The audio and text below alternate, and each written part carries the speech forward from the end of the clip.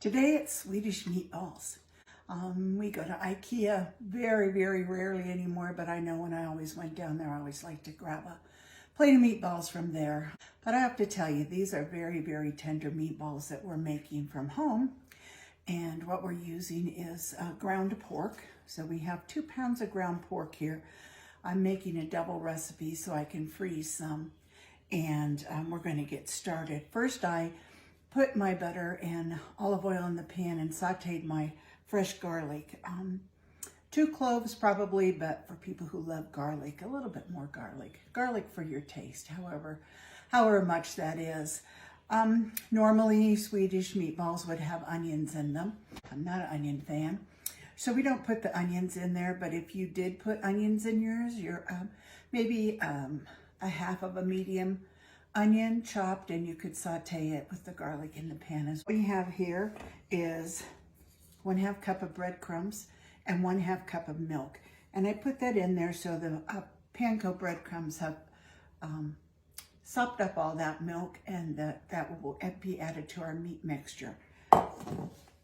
Here I have my more than 1 clove of garlic. I have a teaspoon of pepper, a teaspoon of salt, and a tablespoon of oregano. And that's going to just get put right into my meat mixture here. With our 2 eggs. I really have a trash sack off to the left or the right, so your left. Okay, so we're going to mix our ingredients here, stir the eggs in, and then we're going to add the breadcrumbs. Our egg mixed in there really well. Now we'll add our breadcrumbs that have been soaking in there for about 10 minutes. So all the milk has been soaked up in those panko breadcrumbs. Okay. So we're adding that as well. Stirring it, making it well mixed. And then we're going to shape them into balls. I have a little cookie scooper here that I will use to make them uniform, but you don't have to. You certainly can just make a roll of ball. These are going to be very soft, so sometimes it's a little hard to get that ball to form, but I'm going to put on some gloves just because I don't want to put my hands in that meat mixture. All right, let's see if my cookie scoop cooperates with me. So we're going to take it to the side of the pan because we want to make sure that that is a solid scoop in there so our meatballs will stay together. Yeah, it's not working as well as I would like to, so I'm just going to make my meatballs. I'm going to make them myself. Just about a 1.5 inch round meatball. And just make those all, and I'll form those all, and I'll be back with you. So our meatballs are all formed. I have my butter and my olive oil. I put another little bit of butter into my pan just to give it a little depth. I'm going to add my meatballs. I have it on medium-high heat. Don't want to crowd them, so I'll have to cook in a couple batches, but this is a pretty big pan. So we're just going to stick those all in there, and we're going to turn them real carefully because, like I said, these meatballs are very, very soft and fragile, and in order to keep them that way, we want to turn them and not break them apart. Let's see how many we can get in there. This made about 32 meatballs, and like I said, I doubled the recipe because I'm going to put some in the freezer, which you may want to too, because you will enjoy these.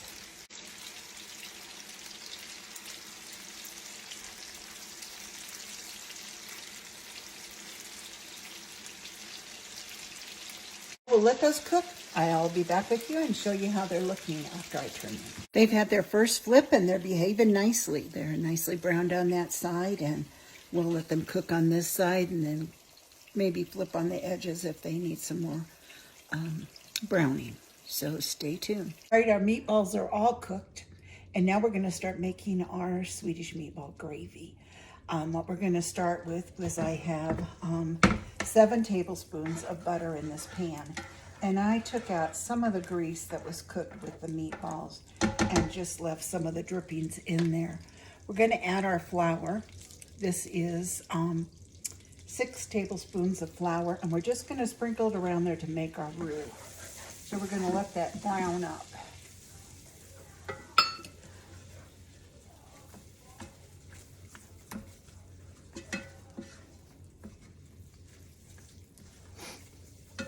What we're going to add next, we're going to cook this just a little bit longer. What we're going to add next is 4 cups of beef broth, which is exactly one of these containers. And they want you to warm it up a little bit. So I just put mine in the microwave for a minute and a half just to get it a little bit warm to add to this flour.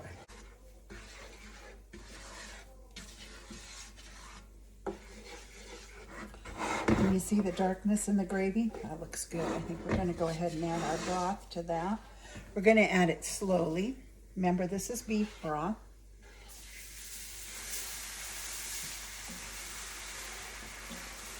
It smells wonderful. All right. We don't want this to boil. We just want it to simmer. And what we're going to add to this, add a tablespoon of Worcestershire sauce.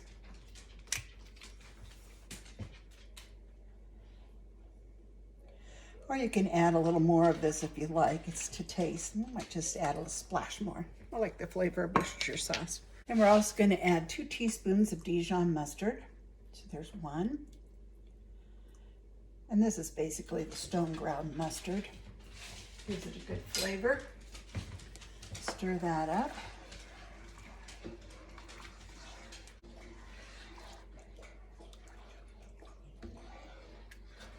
This will thicken over time. Now we're going to add our 2 cups of milk or cream. You can use full-on cream if you like a richer sauce, but this seems to work fine for us. Look at that gravy. Oh, that looks good. And again, we don't want this to boil. We're just going to keep it at a low heat. And we're going to add our meatballs back in there in about 3 minutes. Okay, our sauce is starting to thicken up. It's coming to a slow bubble. We don't want it to boil now, just the little bubbling is good. What we're going to do is we're going to add our meatballs back into the pot. Here they are here. Let's turn our heat down now that we've got it at that level. I'm just going to slowly add them back in. Let's see if I can do that without spilling them on the floor. The dog is anxiously awaiting very closely.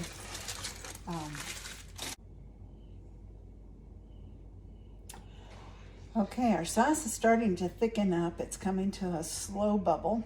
We don't want it to boil now, just the little bubbling is good. What we're going to do is we're going to add our meatballs back into the pot. Here they are here. Let's turn our heat down now that we've got it at that level.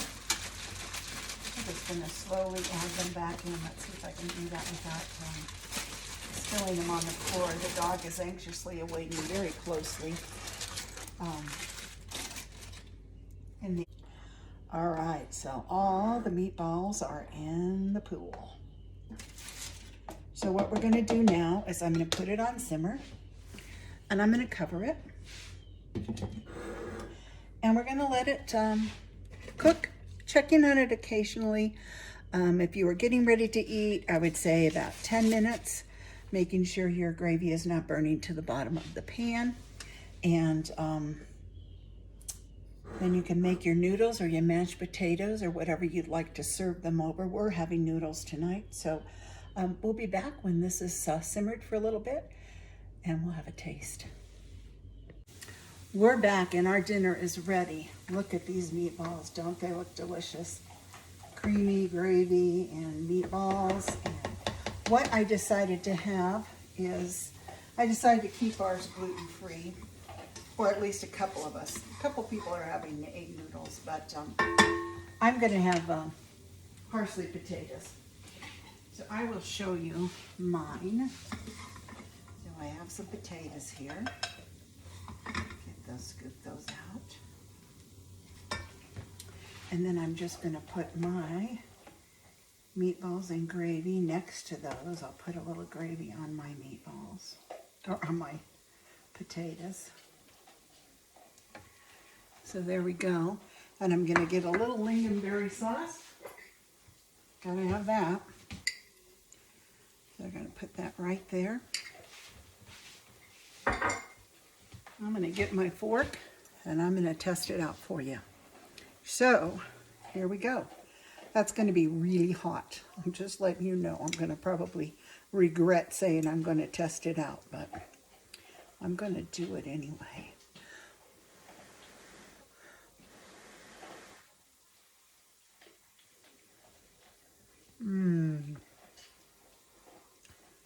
Delicious.